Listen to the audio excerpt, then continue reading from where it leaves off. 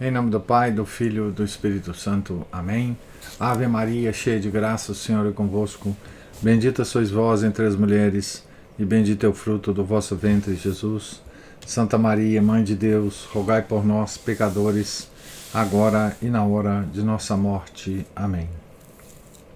São José, rogai por nós. São Felipe Neri, rogai por nós. Nossa Senhora de Fátima, rogai por nós. Em nome do Pai, do Filho do Espírito Santo. Amém. Bom dia a todos. Nós estamos aqui na página 286 do livro Ao Pé da Cruz ou As Dores de Maria, escrito pelo padre Frederick William Faber. Há ainda outra lição por aprender desta dor, a quarta dor, né? Jesus e Maria seguem ambos o mesmo caminho. E poderia ser outro senão o caminho para o céu? Mas a estrada que trilhavam levava ao Calvário. Daí deduzimos que nenhuma face está voltada para o céu, senão está voltada para o Calvário. Na vida, quer o saibamos ou não, caminhamos sempre em direção a alguma dor. Na próxima curva está a morte imprevista de alguém que amamos, ou a ruptura de um ciclo a que nossa existência parecia estar presa, ou alguma desgraça que jamais esperaríamos. Esperamos algo para o próximo verão, e é uma alegria pensar no trabalho bom e feliz que realizaremos. Mas há um leito de enfermidade espreitando no caminho, e o sol do verão brilhará somente sobre a nossa convalescência inútil e queixosa. As noites longas de inverno nos encontrarão numa ocupação que lamentamos ter demorado tanto para começar, porque ela é boa, tão plena como a glória de Deus, tão plena como a nossa própria santificação. Mas antes que chegue o dia mais curto, toda a vida mudou. As circunstâncias mudaram, o bem já não é bem, ou os meios de realizá-lo escaparam de nossa mão. A perda da oportunidade causa-nos tristeza, e a demora pela qual perdemos é ainda maior. Um bem que pode ser realizado agora não poderá ser realizado depois. Se for bom amanhã, então estejamos certos de que não é bom hoje. Deus muda as coisas quando muda os tempos. Esta é a razão porque homens não pontuais e procrastinadores nunca se tornam santos, raramente são afetuosos e sempre são egoístas. Assim a vida nos escapa e fabricamos nossas próprias dores pela falta de prontidão. Devoção significa uma única coisa em teologia. E esta coisa é prontidão.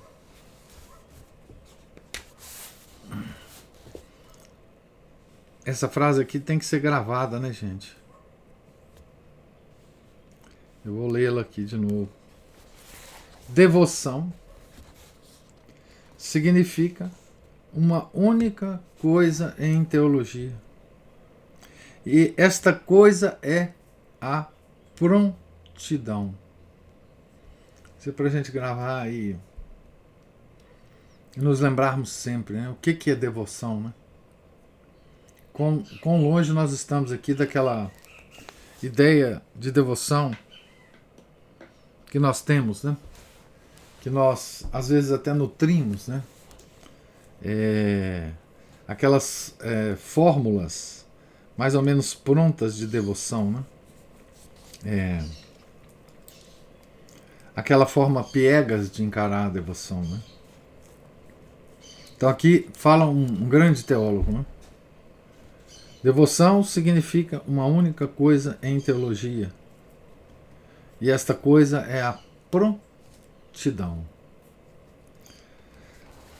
Às vezes, contudo, vemos a dor na direção em que caminhamos. Talvez esse seja o caso mais comum dos dois. Sabemos que uma doença quase certamente voltará numa época particular do ano. Ou temos uma obra inevitável por realizar. E a experiência do passado nos assegura que o sofrimento que advirá dela é tão inevitável como a obra. Ou cuidamos de uma irmã ou de uma criança contra quem a devastação insidiosa traça seu caminho fatal. Assim, está continuamente próxima uma perda em que somos incapazes até de pensar. Pode ser na próxima primavera ou no próximo ano. Ou pode ser quando as folhas caem neste ano ou quando caírem daqui a 2 anos. Ou uma geada cortante queimará a flor neste inverno e as artérias podem adormecer esta noite. Talvez um filho tenha passado toda a sua vida adulta ao lado de uma mãe idosa e viúva. Ou uma filha que talvez se apegue tanto a um pai enfraquecido que seja incapaz de libertar-se do lar de sua infância. E até o fim permanecerá mais filha que esposa, mais filha que mãe. Em ambos os casos, o filho e a filha têm diante de si uma dor inevitável. Inevitável se sobreviverem, inevitável segundo o curso da natureza. É apenas uma questão de tempo, e de tempo não longo. Na maioria das vezes, as dores previstas são mais santificantes que as imprevistas. A vida fica mais leve sob a sombra, mais celestial durante o eclipse da terra. Concordam melhor com as leis ordinárias da graça e são um processo menos perigoso que as surpresas terríveis que fazem os santos, como o cunhar das moedas por um golpe concentrado, por uma pressão única e forte quando o metal sai do fogo. Oh, como são felizes, e mais ainda se o soubessem, aqueles que têm uma dor visível à sua espera um pouco adiante no caminho. Assim se guarneceu o caminho da imensa maioria dos predestinados. A quarta dor, em si mesma, a ciência inteira e o mistério do carregamento da cruz. Aprendemos esta sabedoria na imagem enquanto contemplamos Maria nas estradas da cruel Jerusalém. O olho de sua alma vê o menino de cabelo louro no templo, a quem ela buscava 20 anos atrás, enquanto o olho de seu corpo se fixa no homem pálido, sangrante, sujo de terra, a caminhar ao som da trombeta e do coro de maldições da terra para a sua condenação. E nós, que lhe demos a cruz pesada para carregar, e que continuamos a aumentar o seu peso, como se nossa crueldade não estivesse satisfeita, recusar-nos-emos a carregar as cruzes doces e fontes de graças que ele põe sobre nós, tão leves. Depois de carregá-las por um tempo, somos obrigados a admiti-lo? Oh não! Façamos agora como Maria fez. Contemplemos aquele que está na estrada diante de nós e vejamos como a beleza do Sagrado Coração se assenta na majestade mansa e no amor atraente do rosto desfigurado pela dor.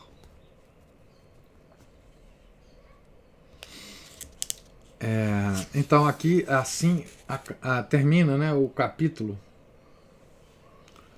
da quarta dor, né?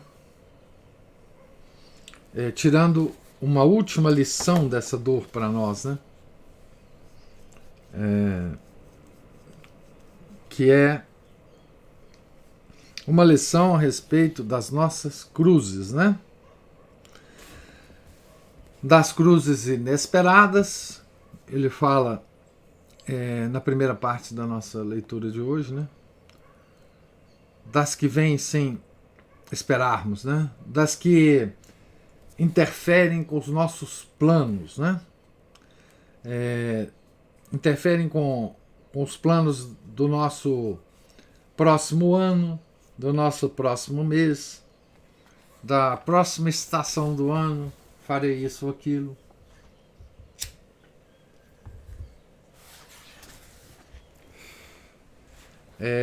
E aí vem uma enfermidade, vem uma contrariedade, vem a perda de um ente querido, não é? E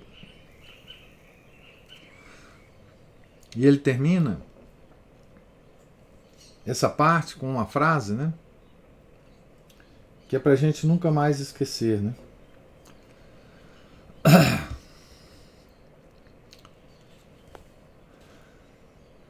Ele diz assim: assim, a vida nos escapa e fabricamos nossas próprias dores pela falta de prontidão. Devoção significa uma única coisa em teologia. E esta coisa é a prontidão.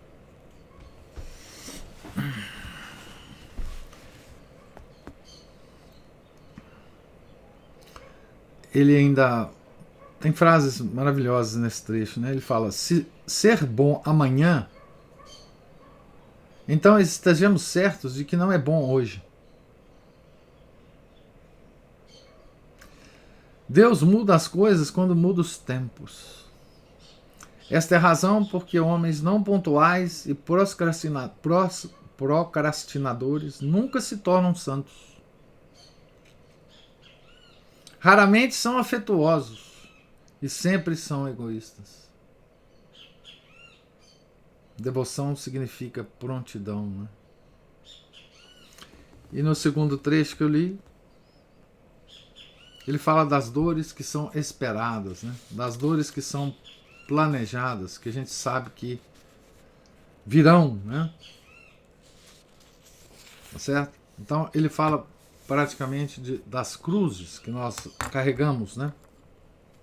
Porque essa dor tem a ver com o carregamento da cruz de Nosso Senhor, né? Então assim ele termina a quarta dor, né? E começamos agora o capítulo 6, a quinta dor, a crucifixão. O mundo é um mistério. A vida, o tempo, a morte, a dúvida, o bem e o mal e a incerteza que pairam sobre o nosso destino eterno são mistérios. Ardem ocultamente no coração dos tempos. Mas o crucifixo é seu significado, a solução para todos eles, todos os mistérios, né? Ele põe as questões e responde a elas também. É a solução de todos os enigmas, a certeza de todas as dúvidas, o centro de todas as fés, a fonte de todas as esperanças, o símbolo de todos os amores. Revela o homem a ele mesmo e Deus ao homem. Lança luz ao tempo para que possa contemplar a eternidade e acalmar-se. É uma vista doce de olhar em tempos de alegria, pois torna a alegria mais terna sem reprová-la, eleva-a sem extenuá-la. Na dor não há vista como esta. Ela arranca nossas lágrimas e fá-las cair mais rapidamente e tão suavemente que se tornam mais doces que sorrisos. Dá luz na escuridão e o silêncio de sua pregação é sempre eloquente e a morte é vida, em face da grave seriedade da vida eterna. O crucifixo é sempre o mesmo, mas sempre varia sua expressão segundo nossa disposição, conformando-se ao que mais queremos e ao que é melhor para nós. Não é surpreendente que os santos se tenham agarrado ao crucifixo com tais transes de amor satisfeito. Mas Maria é parte da realidade deste símbolo.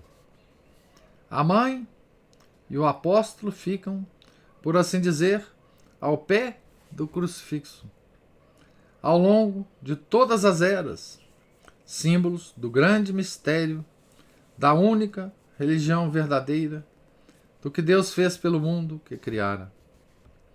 Assim como não podemos pensar no menino de Belém sem sua mãe, assim tampouco os evangelhos nos permitem imaginar ao homem no Calvário sem sua mãe.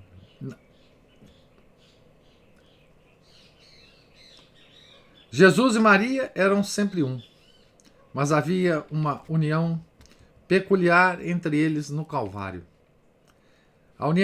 A esta união chegamos agora à quinta dor de Maria, a crucificação, ou crucifixão, né?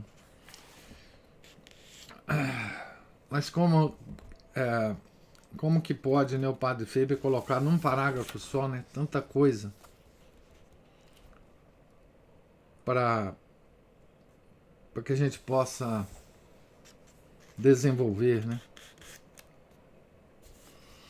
Então, a primeira coisa, né?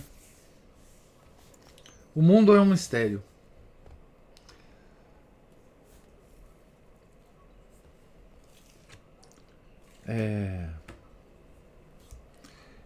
Eu penso, quando eu leio essa frase, o quanto nós estamos longe dessa verdade.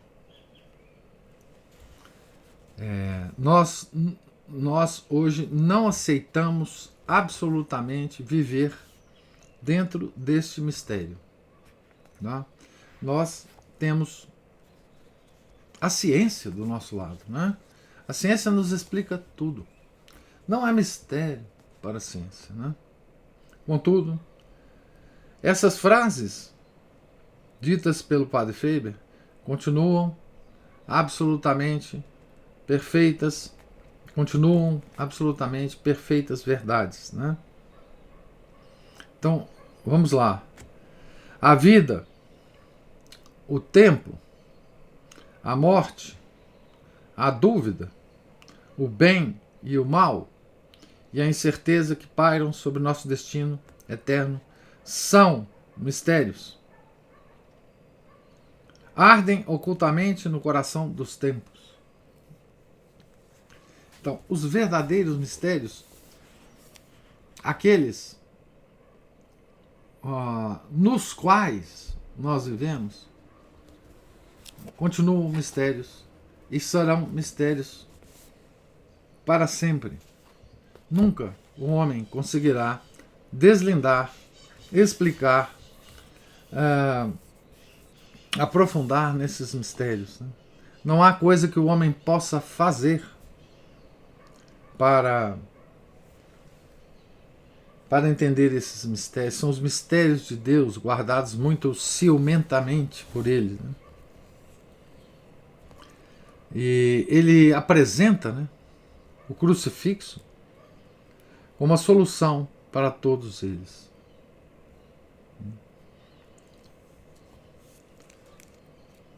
Então, na medida em que a gente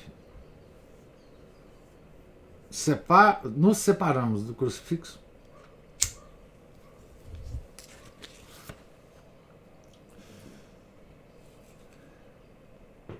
mais nós perdemos a capacidade de viver esse mundo de mistério. Né? Porque o crucifixo é a solução de todos os enigmas. Né? Então, aqui nós podemos ver, né, como que nós nos separamos do crucifixo, né?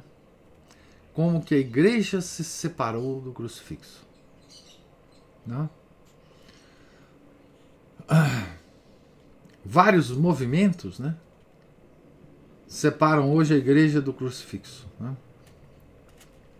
Primeiro é essa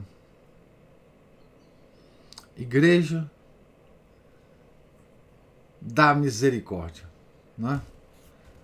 Da igreja que supervaloriza um atributo de Deus em detrimento aos outros atributos de Deus, né? Esse é o primeiro sintoma, né?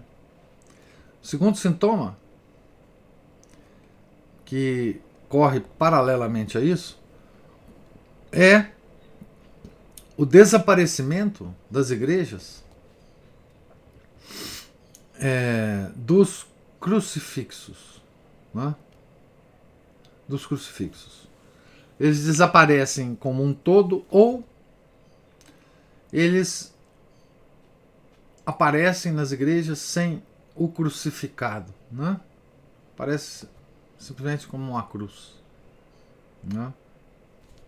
O que é a solução de todos os enigmas é encarado hoje pelo mundo moderno como uma coisa horrível, uma coisa que a gente não deve olhar para ele, né?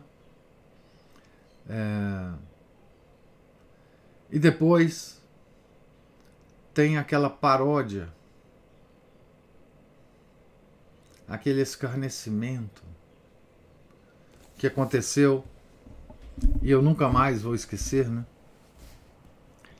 Que tem a ver com a última parte que eu li aqui, de Maria e o apóstolo.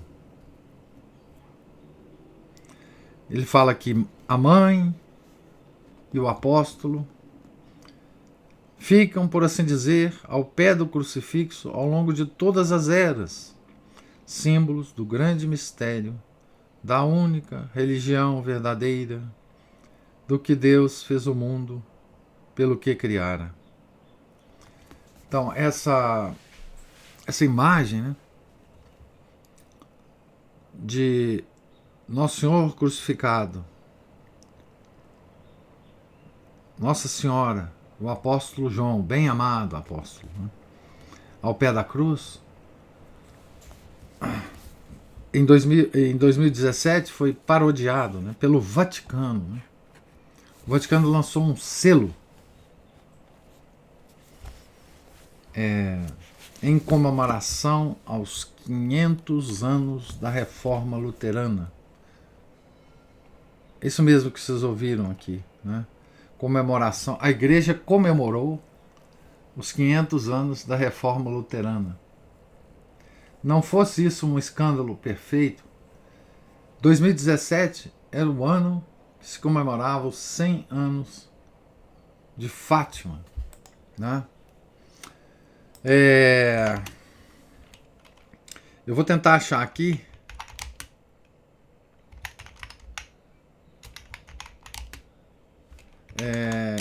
esse selo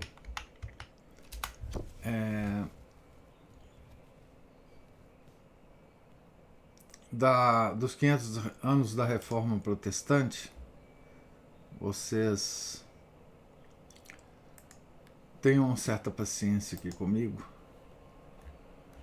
que eu vou tentar aqui achar, né, esse selo. Ai, Deus.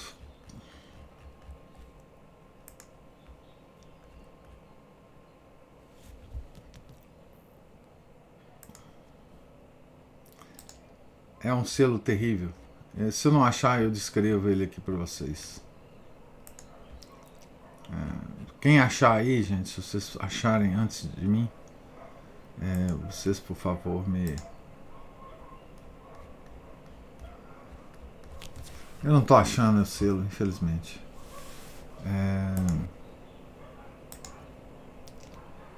Ah, sim. Estou aqui com ele aqui na mão.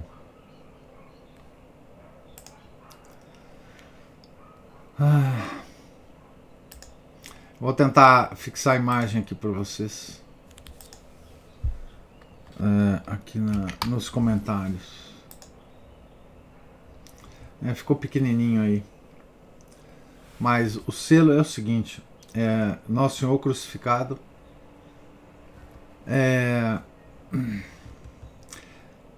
Na parte do fundo da imagem, vocês veem a silhueta da cidade onde viveu Lutero, Wittenberg, onde tinha a catedral em que supostamente ele teria pregado aquelas 95 teses, né? E quem está ajoelhado no lugar de Nossa Senhora e o apóstolo é justamente, ao pé da cruz, é justamente Lutero e o seu companheiro de reforma, Melanchthon. Né? Então vocês vejam que coisa impressionante que é essa imagem, né? Essa imagem. Como que ela escarnece, né?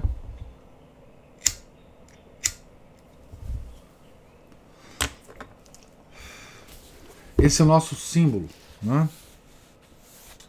A mãe e o apóstolo ficam, por assim dizer, ao pé do crucifixo ao longo de todas as eras, símbolos do grande mistério, da única religião verdadeira, do que Deus fez pelo mundo, que criara. Então, são essas as considerações que me vêm, né, quando eu leio esse trecho inicial da Quinta Dor do Padre Faber aqui, né? Quer dizer,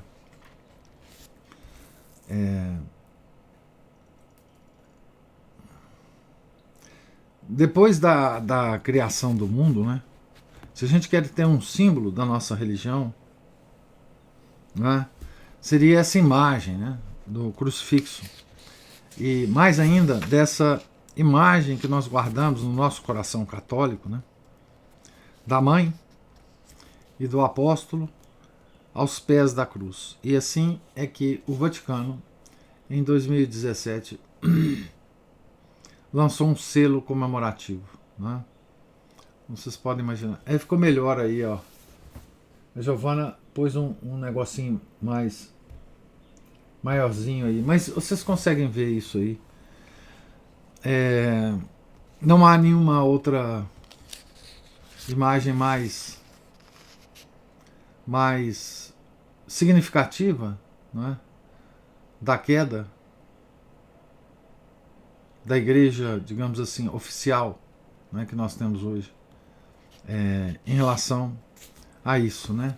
O crucifixo desapareceu ou ficou só a cruz das igrejas, né?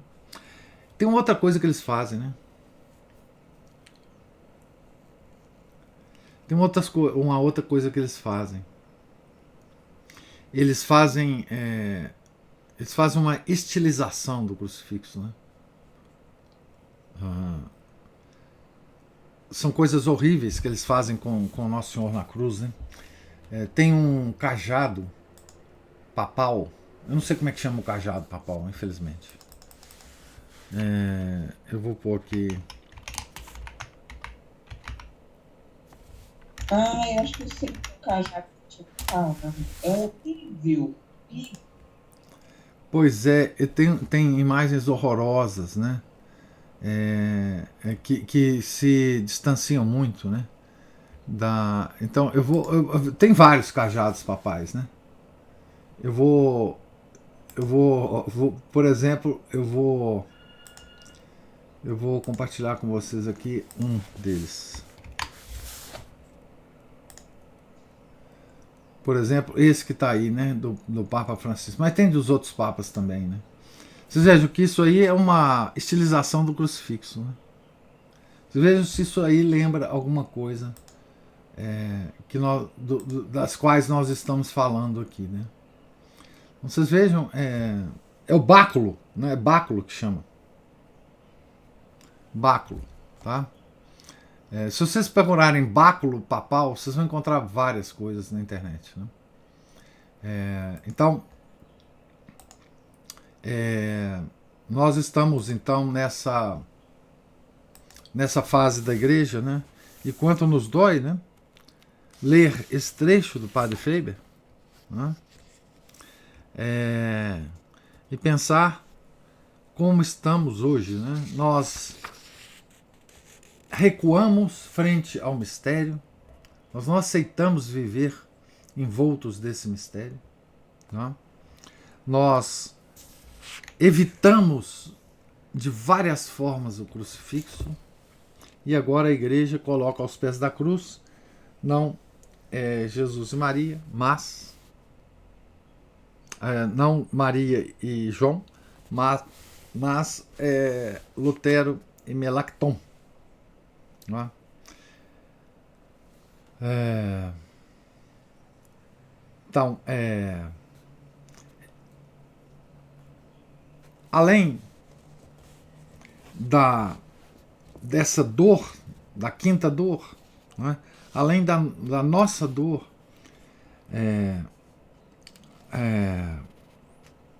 em relação a tudo que envolve a quinta dor, nós ainda temos esta dor, né? Que é a dor de ver a igreja fazendo isto com esse símbolo, né? Do crucifixo, tá certo? O crucifixo, né? Não é surpreendente que os santos se tenham agarrado ao crucifixo com tais transes de amor satisfeito, né? Tá certo? E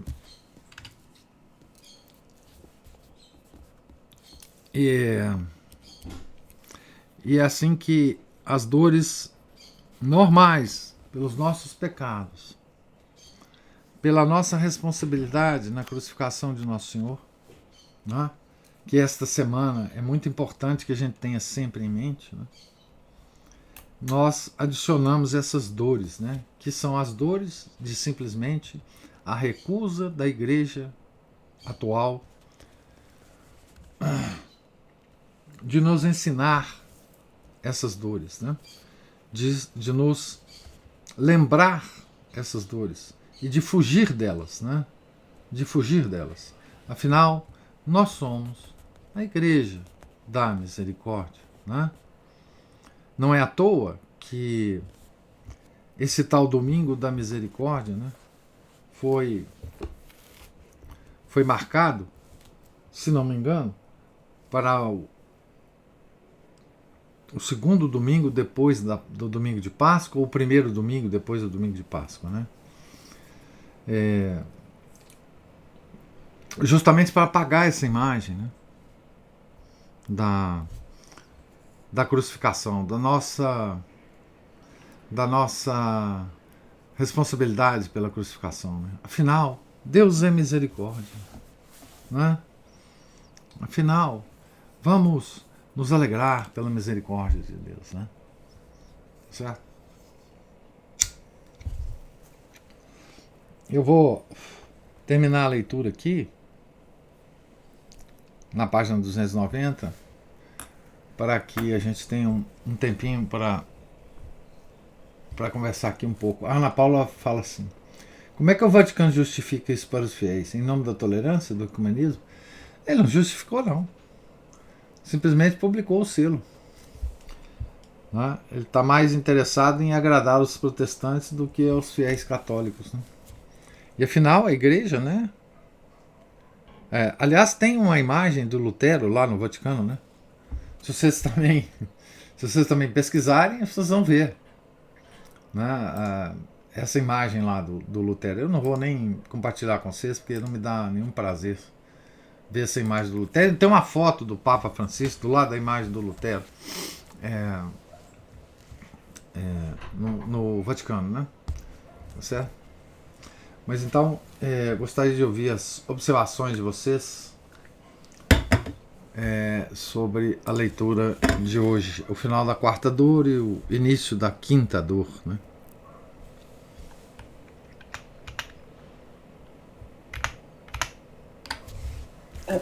Então vou modificar um pouquinho a pergunta que você falou. Você saberia dizer como que os católicos modernistas, os teólogos modernistas interpretam? Ah, sei, eles interpretam com muito. De forma muito positiva, ué. É porque é aquele negócio dos irmãos separados, né? É aquele negócio da. Que a ideia de que as denominações cristãs que existem no mundo,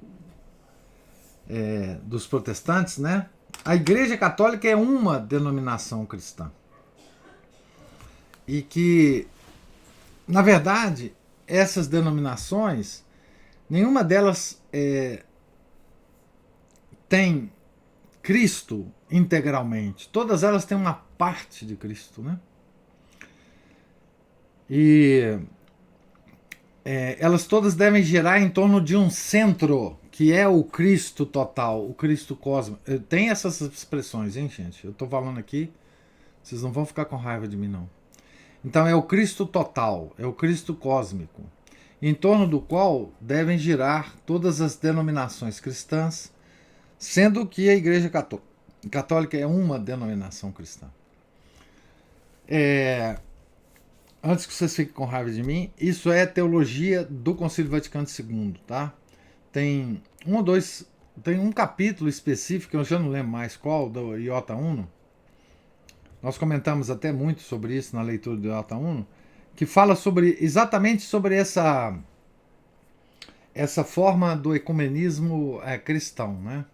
Então, quer dizer, os irmãos separados, os tais irmãos separados, que a igreja sempre considerou que teve sempre uma preocupação com esses tais irmãos separados, antes do Concílio Vaticano II, para convertê-los à verdadeira igreja. Mas hoje a igreja, então, está girando em torno, com todas as denominações separadas, em torno desse Cristo total, Cristo inteiro, Cristo cósmico, Cristo... Enfim, tem outras expressões que eu não me lembro agora. A Cristina talvez deva lembrar, porque ou a Giovana, porque elas acompanharam as leituras do Iota Uno. Então há essa ideia, Ana Paula, é exatamente essa ideia. A minha conexão está um pouco fraca aqui, professor, eu estou perdendo. Mas eu lembro muito dos comentários, eu perdi o que o senhor falou. O que o senhor falou assim, a Cristina deve lembrar. Não, do Cristo cósmico, do Cristo em torno do qual as denominações cristãs devem girar. Sim. Do Iota Uno. O Romano Amérios fala. Ele usa várias expressões de Cristo. Cristo cósmico, Cristo total. Sim, várias. Cristo total, Cristo cósmico. Lembrar, ele fala umas 3. Isso mesmo. Né? Isso mesmo. Então a ideia é essa, Ana Paula. Assim, a ideia que eles têm, eles não justificam isso para os fiéis católicos, não. Mas porque eles nem precisam. Né? Os fiéis católicos, os modernistas, me parecem, né, que não. Me parece que eles não ficaram chocados com isso. Eu também não fico acompanhando esse pessoal, né? Mas eu não vi nenhum choque. Nem o choque de não terem comemorado, né, os 100 anos de Fátima, né? Mas resolveram comemorar os 500 anos da Reforma, né? Então, eu não sei por que eles não lançaram um selo, por exemplo, em 2017, dos 300 anos da fundação oficial da maçonaria na Inglaterra, que foi em 1717. Deviam ter lançado. Seria uma festa para a maçonaria também, né? Então, assim, isso foi... esse selo, para mim, foi um escândalo que eu não consegui ainda... eu não consegui ainda parar de falar dele, sabe? Um dia eu vou conseguir. Mas até agora não consegui. E me ocorreu agora, no início da leitura, essa lembrança, né? Da leitura da Quinta Dor, porque tem a ver com ela, né? E aí vocês vão ter que me aguentar aqui, né? As reclamações minhas aqui. Mas então eles não justificaram. É teologia católica atual que nós devemos valorizar todas as perspectivas das denominações cristãs, porque é exatamente nessa soma de perspectivas que nós vamos encontrar o Cristo total, o Cristo verdadeiro. Não é na igreja, mas é a soma dessas visões parciais, entendeu? A igreja não tem a visão total de Cristo, e portanto ela tem que procurar nas denominações cristãs essas partes que faltam na igreja, né? E daí você pode imaginar que esse selo sai naturalmente, né, desse pessoal. Esse selo deve ter sido projetado com muita antecedência, por consultas a todas as denominações cristãs. Lá tem um conselho de igrejas cristãs, enfim, não sei como é que chama esse conselho, não, mas tem dentro do Vaticano, né? Esse conselho. Então deve ter sido reunido, várias reuniões, vários chazinhos lá no Vaticano, várias coisas para projetar esse selo aí. Isso deve ter sido um trabalho longo de estética, enfim, tá certo? O Melanchthon foi astrólogo, né? E nós devemos a Melanchthon aquele livro Conversas à Mesa. Eu acho que é essa a tradução que normalmente se faz, né? Conversas à Mesa. E o Melanchthon, ele anotava tudo que o Lutero falava, como se fosse o oráculo de Delfos, né? E depois ele publicou essa coisa. E é ótimo que ele tenha feito isso, né? Porque o livro... Aliás, está sendo lançado uma edição desse livro em que Lutero fala coisas horripilantes sobre Nosso Senhor e Nossa Senhora e Maria Madalena, e fala que, enfim, Nosso Senhor transou com Maria Madalena, enfim. A Flos Carmeli tá lançando a edição desse livro agora. Conversas à Mesa, alguma coisa assim. Conversa sobre a Mesa. Que é essa coisa que o Melanchthon anotou, porque o Lutero é um oráculo, né? Fabuloso. Então vocês podem, inclusive, comprar o livro lá na Flos Carmeli para ver o que Lutero falava de Nosso Senhor e se horrorizar mais ainda com esse selo do Vaticano, né?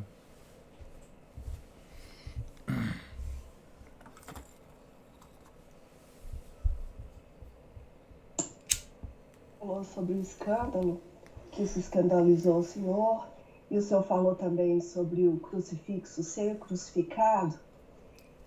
E tem uma coisa que me escandalizou muito, e aí eu não sei se eu tenho informação certa, porque eu não sei se depois foi só uma tentativa de mudar a coisa, de amenizar a coisa, que foi quando o Papa disse que a Sexta-feira Santa, a morte de Nosso Senhor na cruz, representou um fracasso. Ele disse isso mesmo? Ele disse... E depois eu acho que ele tentou... Eu não sei se depois ele tentou desfazer o que ele disse, que era só uma metáfora, não sei. Enfim, ele disse várias coisas, né? Ele disse várias coisas sobre a crucificação. Ele falou coisas impressionantes, né? Eu tenho uns textos no blog. Sinceramente, esse negócio do blog, meu Deus. Eu vou compartilhar um dos textos de uma homilia do Papa. Ai, meu Deus do céu. sobre o querigma. Eu já comentei com você sobre esse negócio do querigma, mas ele fala,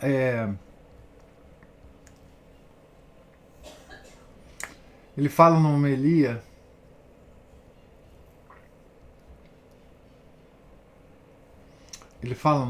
numa homilia, eu acho que na Páscoa. Eu tenho aqui, mas eu não estou achando. Eu vou compartilhar com vocês. É um artigo que eu traduzi, publicado num site americano, sobre.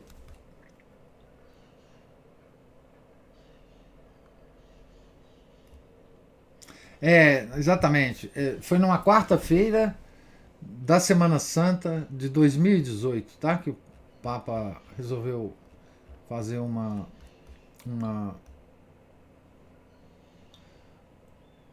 homilia na introdução do Tríduo Pascal, tá? Então, ele fala do querigma e ele fala que, enfim, na verdade a ressurreição de Nosso Senhor foi um anúncio apenas. Não foi verdadeiramente uma ressurreição, né? Foi apenas um anúncio da fé pascal. Ele chama fé pascal essa coisa da gente ter fé na ressurreição do Nosso Senhor. E ele então ele fala dessa noção do querigma, né, que é a proclamação. O Papa já falou coisas impressionantes a respeito da paixão, né? Ele, por exemplo, ele fala que ele acredita, por exemplo, que Judas Iscariotes está no céu, não é? Enfim, se a gente for coletar, Ana Paula, as coisas que o Papa atual fala sobre Nosso Senhor, eu não duvido que ele tenha falado isso que você falou, tá? Eu não posso te afirmar que ele falou, mas eu não duvido pela consistência das ideias dele, né?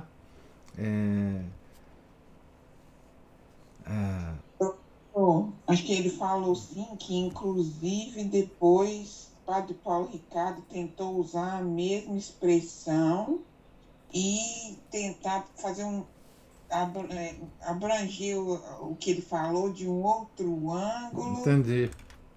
Sabe? Entendi.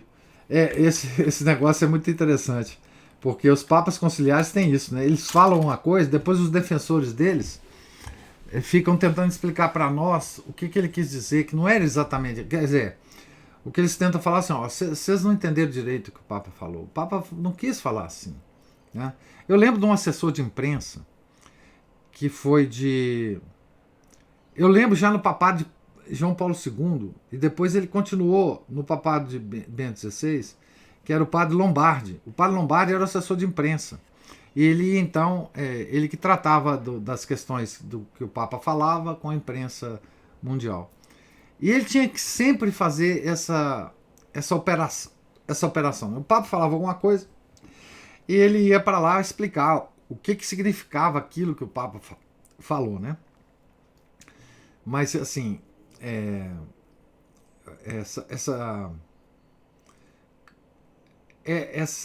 essa ideia de que a crucificação, a paixão de Nosso Senhor foi uma derrota, isso é ideia dos judeus. Ué. Essa é a ideia dos judeus. Os judeus não falavam para o Nosso Senhor na cruz? Se você é Deus, desça daí. Se você é realmente rei, o seu Cristo, o seu quê, fez tanto milagre, por que você não desce da cruz, né? Isso ao pé da cruz era falado pelos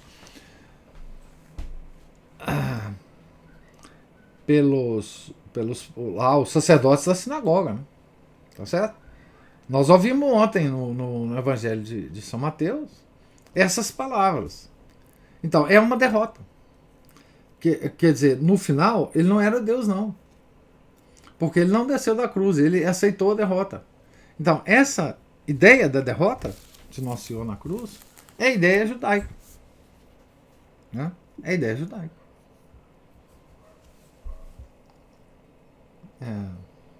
E por isso que eu não duvido muito.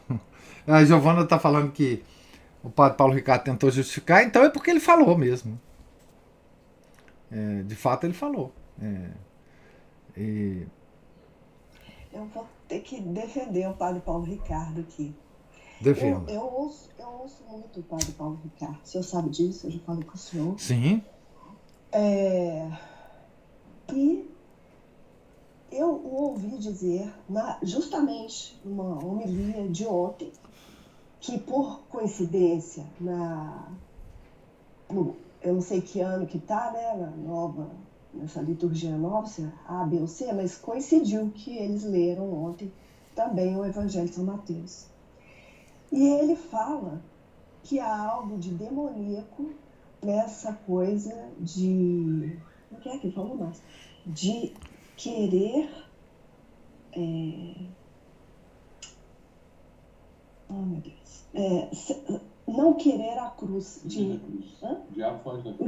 o diabo foge da cruz. Então, que há algo de demoníaco nessa coisa de nós não querer, dos católicos, não aceitarem a cruz de Nosso Senhor. Uhum. E há mesmo. E eu até não gosto muito de trazer trazer o nome dele aqui, porque eu sei que muita gente que não gosta e tal, e tem a questão da Nouvelle Teologia, mas eu acho que o padre Paulo Ricardo, é muito raro vê-lo citar o Papa Francisco, justamente porque eu acho que ele tem muitas coisas que ele fala contra o Papa, sem citar o nome dele, porque se ele for fazer isso, ele vai ser cancelado nas redes. Então, acho que ele tenta explicar as coisas, muitas vezes, sem bater direto, porque senão ele vai perder a voz. Isso é uma forma de respeito. Ele tem que ter esse respeito mesmo. Ele é sacerdote. Então, Nisso ele está certo. E eu achei a homilia de ontem muito, muito bonita. Muito mesmo. Porque ele fala que nós temos que aceitar a cruz. Que nós não temos que pedir cruzes, mas sim aceitar as cruzes que Deus nos envia, que Ele escolhe para nós, que nós não somos nós que temos que escolher a cruz, que nós devemos aceitar as cruzes que Deus escolhe para nós, da melhor maneira que nós conseguirmos fazer. Isso está de acordo com a teologia católica verdadeira. Isso mesmo, teologia mística. Eu acho que você estaria de acordo com a homilia. Pelo que você falou, certamente. Certamente. Eu não desgosto do padre Paulo Ricardo, né? Eu acho que ele tem um papel importantíssimo no Brasil. Importantíssimo. Além disso, ele é um padre que, por ser padre e por falar o que ele fala, ele tem uma importância muito maior do que qualquer leigo falando. Muito maior do que qualquer leigo falando. Né? Assim, infinitamente mais do que qualquer leigo falando. Porque ele é padre. Né? Ele tem as mãos consagradas. Né? Então, assim, não desgosto de jeito nenhum. Eu tenho críticas a ele do ponto de vista, enfim, de fundo, né? Da teologia de fundo dele. Mas eu acredito que as pessoas se beneficiam demais do que ele fala. Graças a Deus nós temos um padre como ele aqui no Brasil, né, falando a nossa língua, falando, sendo acessível, né, a todos nós. Eu agradeço muito a Deus por ele existir. Inclusive, essa questão lá do crucifixo, dos caçadores que foi é, que ele foi uma derrota, né? Ele, inclusive, falou só na época, foi simplesmente quando o Papa usou essa expressão, né? Uhum. Depois ele não tratou, não falou mais com esses termos, né? Nunca mais tratou, porque foi naquela época, né, que o Papa falou dessa maneira. Aí ele teve que explicar, né? Eu acho que isso faz parte de uma piedade católica. Quer dizer, você pegar as palavras do Papa e tentar transformá-las em algo de acordo com a nossa fé, né? Tentar interpretar, tentar tirar tudo daquilo que o Papa falou, né? Para nos instruir, né, na fé. Eu acho que isso é uma atitude piedosa que os padres fazem. Alguns padres fazem, né? E assim, enfim. Mas é lamentável, né, que tenha que haver isso. Isso é até, assim, é realmente como você falou, uma reação, né, piedosa. Chega para socorrer. Né? Fala, peraí. E chega para diminuir, talvez até o escândalo, né, que isso possa ter causado, e acalmar os corações verdadeiramente católicos, né? Isso é uma atitude muito piedosa mesmo do padre Paulo Ricardo. Foi escândalo mesmo na época. Infelizmente. Eu não sei se ele comentou, por exemplo, do selo. Isso eu não sei porque eu não sigo o padre Paulo Ricardo, né? Então eu. Mas assim. Não. Dona Paula. Eu não sei. Eu penso justamente isso, sabe, professor? Que talvez seja para minimizar essa coisa do escândalo mesmo. Porque tem vários católicos que estão com o pé na porta de saída, né? E que, ao ouvir o chefe maior da igreja falando algo como isso, acabam de ir embora. Porque os protestantes usam disso o tempo todo, né?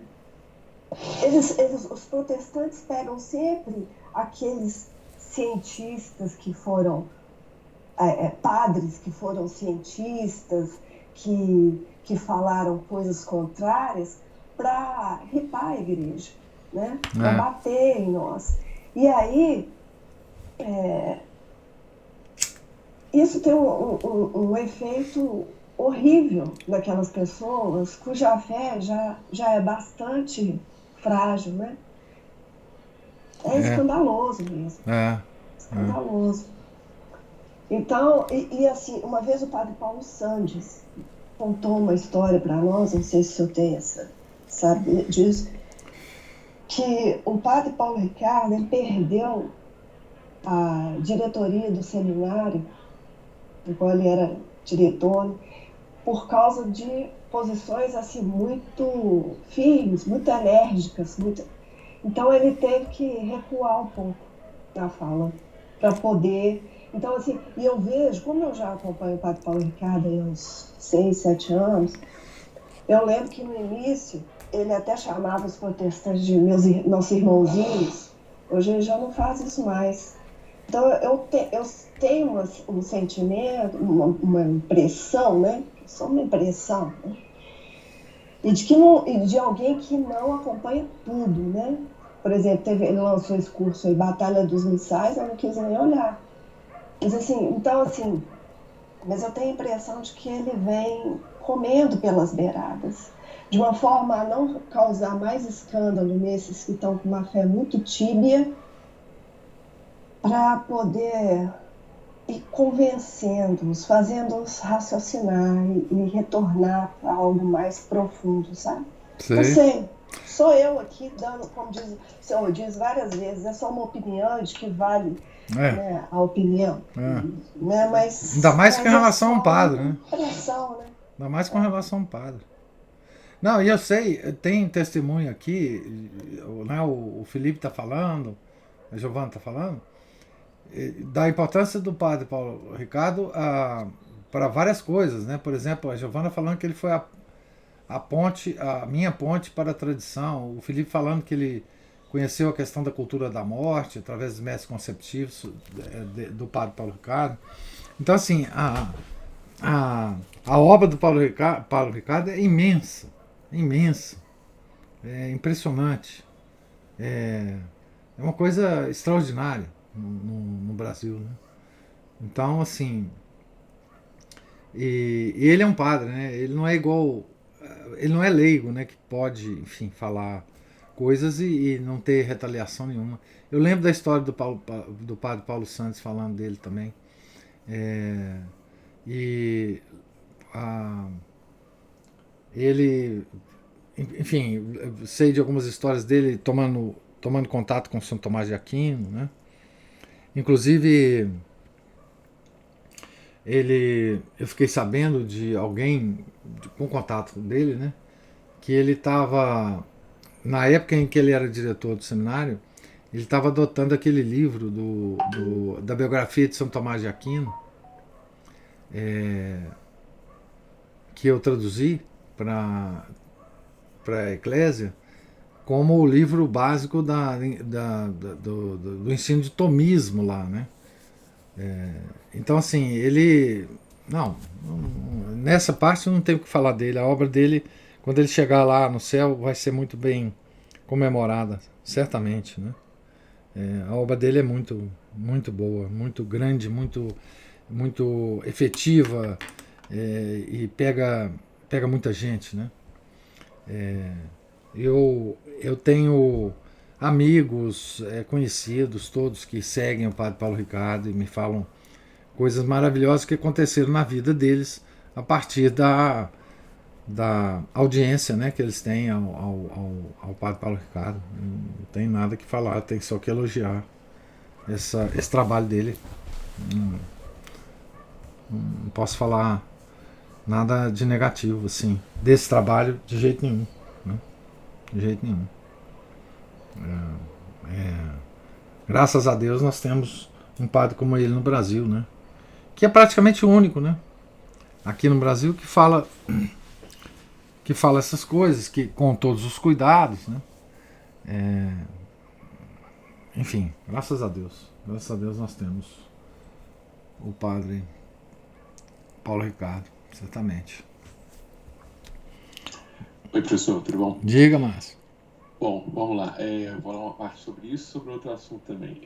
Bom, no mínimo, as pessoas deveriam considerar o padre Paulo Ricardo como se fosse aquela avó que ensina a gente a rezar o terço. Mal não faz. Não. Pelo menos ensina muita coisa boa que dá para aproveitar. As pessoas elas precisam começar, principalmente na tradição, a parar com essa coisa de... Deixa eu ver, falou 0,1% de erro, não presta. Vamos aproveitar os 99,9% das coisas que ele falou certo? Né? Mesmo as pessoas... Alguém outro dia estava falando, mesmo as pessoas ignorantes, burras, elas, vamos dizer, elas erram 2 vezes, mas acertam uma. Erram 10 vezes, mas acertam uma. A gente tem que aproveitar os acertos dessas pessoas. Não, e as próprias pessoas que fazem crítica a ele, quantos erros tem? Muito pior. Né? Inclusive até tinha um sacerdote aí ligado à tradição que falou assim, nossa, é impressionante como o padre Paulo Ricardo tem seguidores pelo Brasil afora, enquanto isso na tradição pouquíssimas pessoas. Eu falei assim, olha, o dia que vocês pararem de ficar falando na mesma ladainha de Concílio Vaticano II, fraternidade, quem disse heresia aonde, e começar a ensinar as pessoas o que elas precisam saber para aprender e praticar, vocês vão ter mais seguidores. É isso mesmo, é isso mesmo. Não tem, né? Isso é uma coisa meio óbvia, né? Entrando, saindo, a mesma ladainha de sempre. Porque o Concílio Vaticano II, assim, meu filho, nós não vamos mudar o Concílio Vaticano. Não vai. Nós temos que agir apesar dele, não em função dele, claro, né? E outra coisa que eu estava pensando, interessante aqui sobre essas dores, aí de Nossa Senhora, os fariseus, e o que o senhor falou das barbaridades cometidas pelo clero, né? Às vezes que o pessoal se pela igreja, mas não, pelo clero, por favor. Eu também faço parte da igreja, não cometo essa barbaridade, mas acho que não. Bom, o fato é que o que impressiona, tanto quanto as autoridades, seja elas eclesiásticas ou civis, a quantidade de barbaridades que elas têm feito. E quem realmente vai para a cruz são os seus súditos, né? Súditos das autoridades eclesiásticas e civis. Ou seja, eles é que vão, assim como também se fosse um caso das autoridades militares, um caso de uma guerra, são os subordinados é que vão carregar essa cruz e ser crucificados. E isso que me impressiona é que pouco ou nada ocorre com essas mesmas autoridades, pelo menos aqui na Terra. E eu tenho esperança de que pelo menos eles sejam severamente punidos, exemplarmente punidos do outro lado, porque aqui mas serão. Não tem nada. Aqui é só sucesso, aqui é só sucesso. Prefeitos fazem absurdos aí, que a gente já viu, governadores, presidentes, tá tudo bem, são enterrados em maior tranquilidade. Com festa. Os financiadores, né, das ONGs, os magnatas aí que financiam essas sujeiras todas, né, as autoridades mentirosas médicas, papas, bispos cometem absurdos aí, tudo bem, tudo tranquilo. Nada por eles aqui. Então eu creio que eu acho que Deus não vai passar a mão na cabecinha desse pessoal por ter servido de instrumento de castigo para os outros, porque em todas as profecias e revelações eles falam, eles vão fazer isso com vocês, mas ai deles também. Ou seja, o escândalo é necessário, mas ai daquele que comete o escândalo. Se o senhor tiver algo a dizer sobre isso, eu agradeço muito. Desculpa o tom meio irado aqui. Não, é isso mesmo.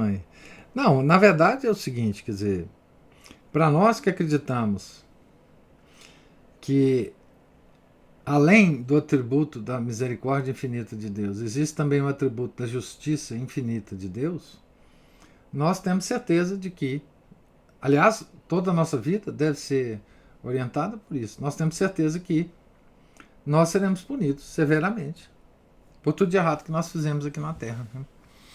E Nosso Senhor tem ainda uma frase muito, muito importante, que é o seguinte: essas pessoas que se dão bem aqui na Terra, né, e que estão um pouco se lixando para Ele, já recebem aqui na Terra, né, o pagamento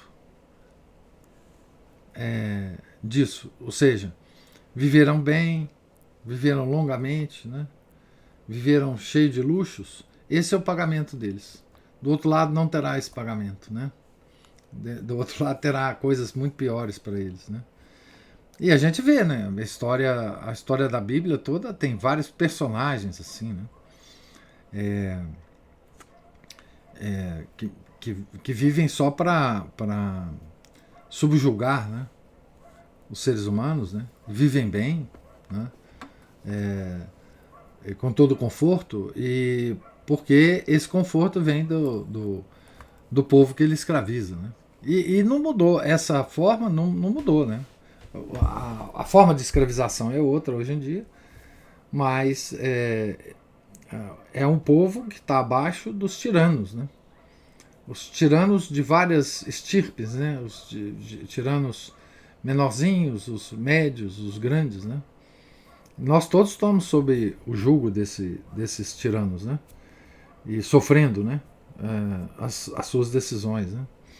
Mas eu também espero que a justiça divina, espero e tenho certeza de que ela virá a ser acionada, né, nesses casos, né? E é por isso que a gente tem que viver uma vida muito correta, se a gente acredita mesmo nisso, né, para que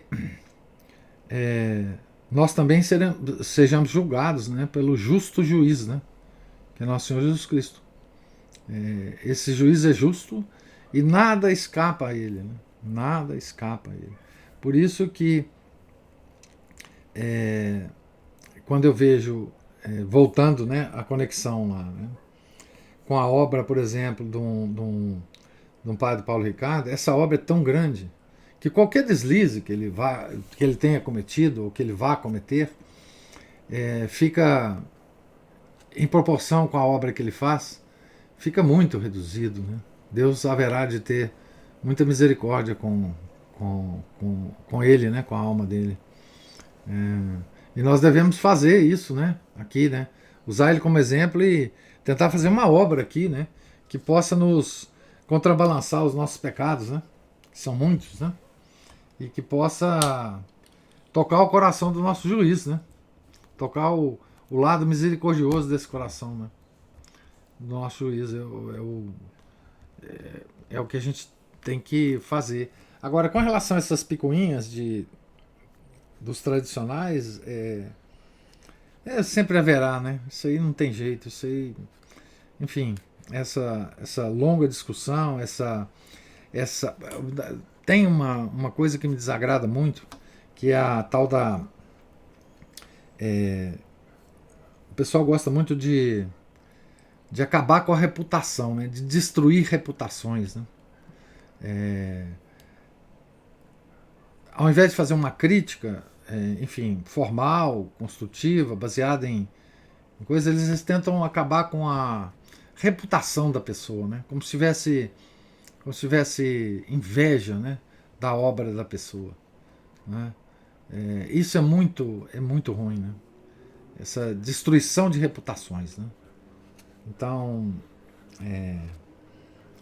mas é isso que você falou. Nós temos que ensinar as pessoas, quem pode ensinar, né? Nós temos que ensinar as pessoas a serem católicas. É simplesmente isso. O trabalho nosso é esse.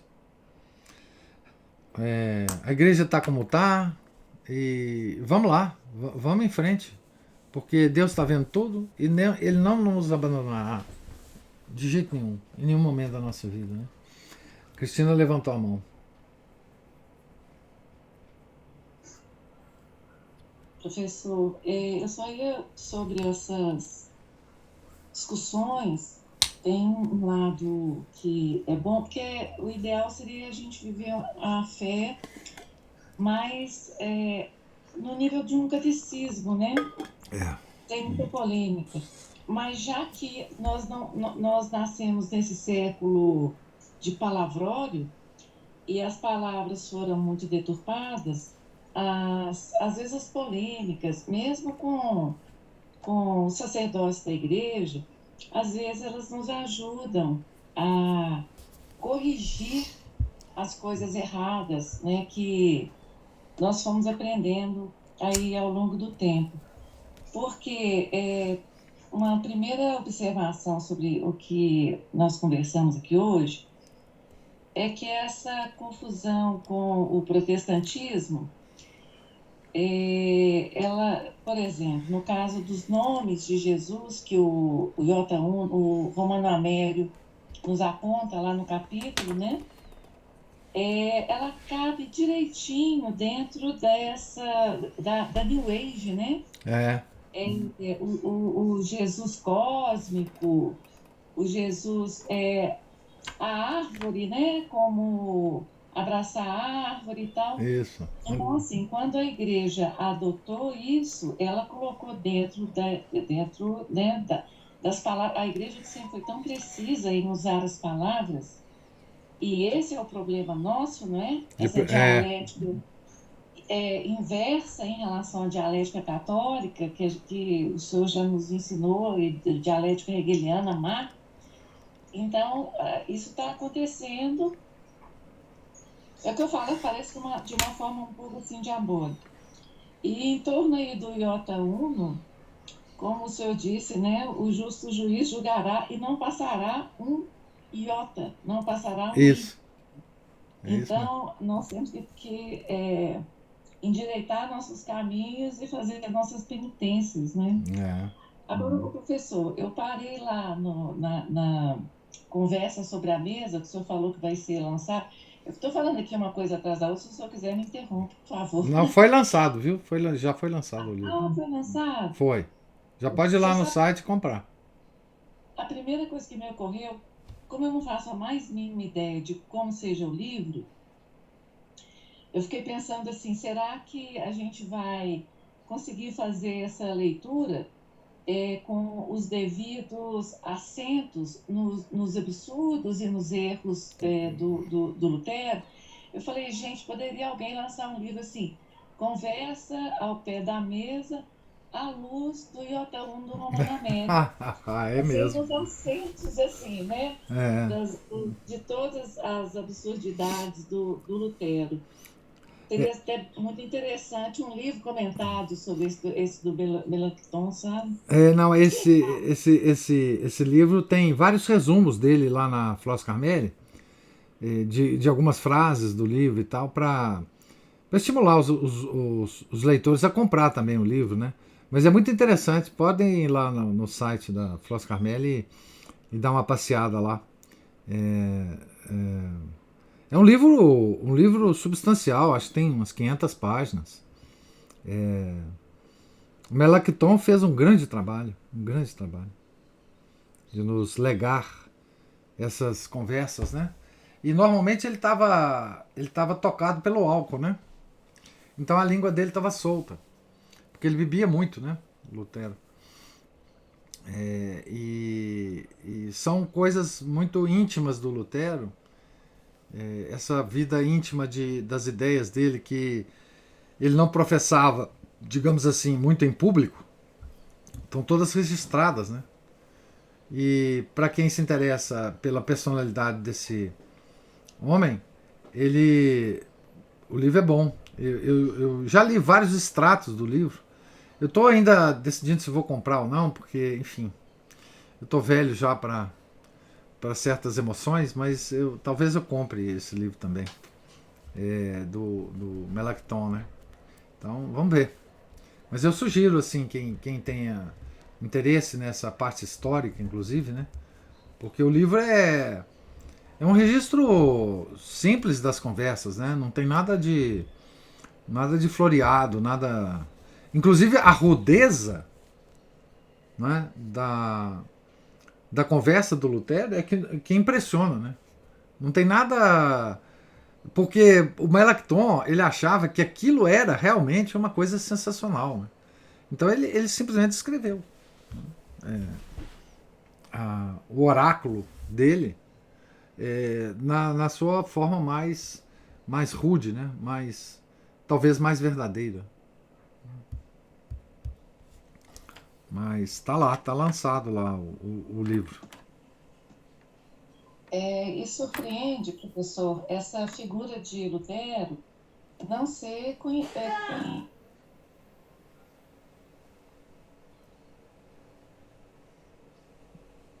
porque o senhor veja bem,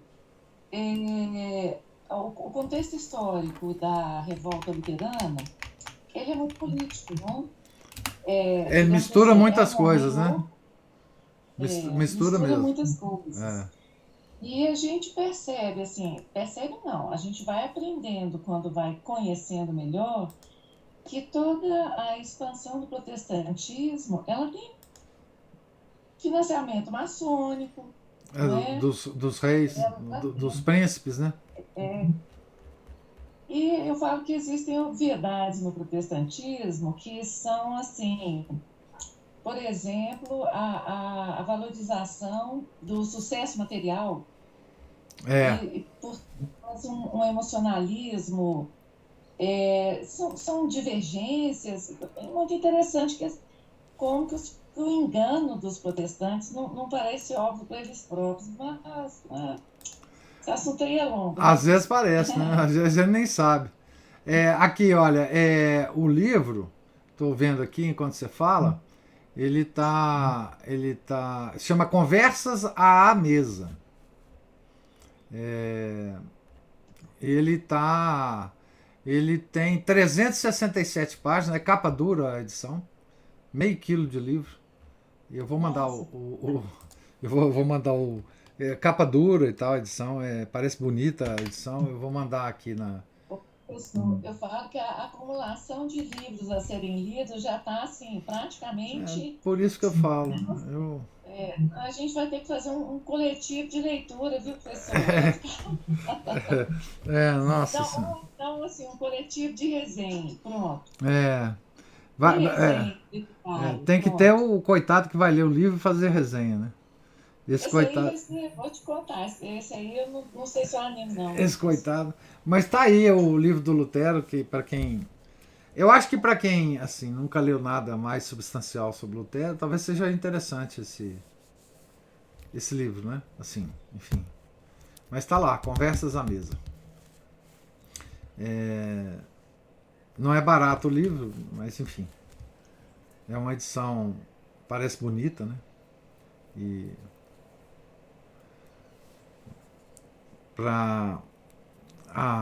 eu acho que assim, a Ana Paula já deve ter até comprado, já deve ter recebido, começado a ler, porque a Ana Paula não é brincadeira não, com esse negócio de livro.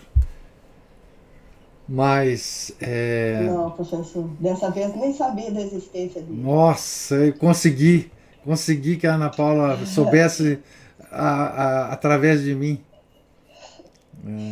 A maior parte deles eu fico sabendo através do senhor. Nada, isso é mentira, isso é mentira. Você compra antes de eu saber, você já está lá na frente. Mas eu queria só falar aqui a respeito da destruição de reputações. Nós, talvez por uma deficiência mesmo do caráter já causada pelo pecado original, nós achamos, nós colocamos Deus à nossa semelhança ao invés de fazer o contrário, e achamos que para Deus gostar mais de um, ele tem que gostar menos do outro. Então, para que eu sobressaia, eu tenho que destruir o outro. Eu tenho que reduzir o outro, no mínimo. Pelo menos reduzir o outro. E Deus não é assim, né? Deus, ele é amor puro, e ele é puro no sentido de que ele ama a todos. Né? Igualmente. Nós é que não o amamos igualmente. Nós é que fazemos essa distinção e ficamos achando que Deus faz da mesma forma. Embora ele tenha lá os eleitos dele. Né? Mas nós temos que lembrar que Deus conhece as nossas intenções. Isso. Então, tudo que a gente fizer, mesmo que aos outros, né, às outras pessoas, aquilo pareça bom, Deus conhece a intenção. Então, talvez, mesmo uma coisa que seja lícita, é movida por uma intenção não tão lícita, ou mesmo ilícita. Então, é isso que a gente tem que estar cuidando, de depurar, né, professor? Claro. Então, é esse que deve ser o nosso trabalho, incessante, usando de todo esse conteúdo que o Senhor, por exemplo, vai nos passando aqui, que o Senhor conhece antes, lê e nos indica, né?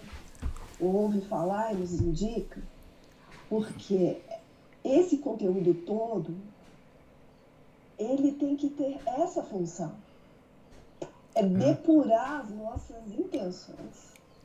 Porque as nossas ações estão visíveis aí até para os nossos colegas de jornada, mas as nossas intenções muitas vezes estão escondidas dentro de nós. Mas Deus faz ver. É claro. Não, Deus vai julgar conforme você sabe que eu fico impressionado, Ana Paula? Que é o seguinte, essa destruição de reputação, ela, por exemplo, com relação ao padre Paulo Ricardo, né, excetuando as críticas, digamos assim, razoáveis que se faz às posições dele, mas você fazer uma destruição de reputação de um padre como o padre Paulo Ricardo, é você perder completamente o senso das proporções, entendeu? Porque assim, qualquer um que saiba da obra do padre Paulo Ricardo, das pessoas que ele influencia para o bem, né, no sentido da conversão à Igreja Católica, não pode achar, assim, eles têm que a pessoa que quer destruir a reputação do padre Paulo Ricardo tem que comparar a obra do padre Paulo Ricardo com a obra dele, desse cara que quer destruir. O que você já fez na direção do que o padre Paulo Ricardo está tentando fazer. Qual que é a sua obra? Por que você está tentando destruir esse cara? O que você vai colocar no lugar? Né? A questão das intenções, né? Você vai destruir, e aí? O que vai acontecer? Por que você está querendo destruir uma obra tão grande? A sua obra é tão grande quanto a dele? Você já fez alguma coisa na vida? Certo? Então, assim, é uma questão de proporção. É uma questão de você ver as proporções. Né? É uma coisa impressionante isso. Assim, essa sanha de destruição de reputação em nome de um conceito. Em nome de um conceito. Não, nós somos os tradicionais, nós não sei o quê. Isso é um conceito. O que é ser tradicional? O que você faz na vida? Então, esse negócio é impressionante.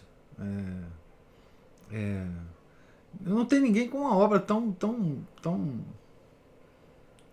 assim, sólida quanto a do padre Paulo Ricardo hoje no Brasil. Não há quem possa comparar. Então, assim, puxa vida. As pessoas têm que ter uma noção, entendeu? Da própria posição delas. Porque as pessoas entram hoje em discussão sem considerar a posição dela nesse conjunto da discussão. Pelo amor de Deus. Vamos debater. Hoje tudo é debate. Vamos debater. E aí, poxa, pelo amor de Deus, o cara tem uma história, pô. Todo debatedor, quando chega na mesa de debate, tem uma história. Você não pode desconhecer. Tem uma obra, tem um esforço humano feito durante longos anos, né? De aprendizado, de leitura, de considerações, de meditações. Não é assim, não. Então, assim, é terrível essa... Enfim, é terrível a situação de todo mundo, né? Dos tradicionais, dos modernistas, enfim. Mas a gente tem que ter uma certa responsabilidade, certo? um certo respeito pelas pessoas, pela obra das pessoas. Né? Pode ficar levantando objeções assim, simplesmente por sair como gostosão da discussão, pelo amor de Deus. Nossa Senhora, isso é terrível. Terrível.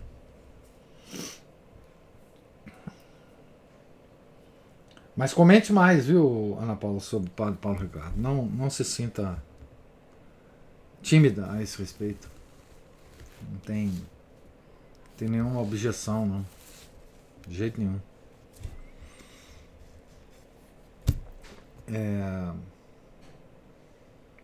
Então, mais alguma... Nós tivemos uma conversa à mesa hoje, né? Mais alguma observação? Mais algum comentário? Então nós estamos aqui na página 290, no meio da página, e continuaremos, se Deus quiser, a lê-la amanhã. Se Deus quiser, né? Tá certo? Deus lhes pague a presença, a paciência, os comentários, as observações. Tenham todos um santo dia. Fiquem com Deus. Em nome do Pai, do Filho e do Espírito Santo. Amém. Ave Maria, cheia de graça, o Senhor é convosco. Bendita sois vós entre as mulheres, e bendito é o fruto do vosso ventre, Jesus.